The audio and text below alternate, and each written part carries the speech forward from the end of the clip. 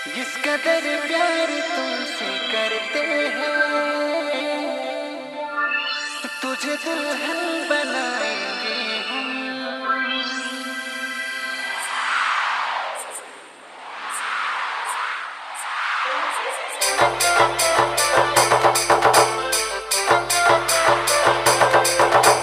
कि कृष्णा के कदमों पे कदम बढ़ाए चलो, कृष्णा के कदमों पे कदम बढ़ाए चलो, अब मुरली नहीं है तो सीटी बजाए चलो।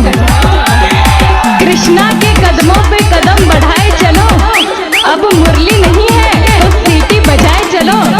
राधा तो घर वाले दिलाएंगे ही, तब तक गोपियां पटाए चलो।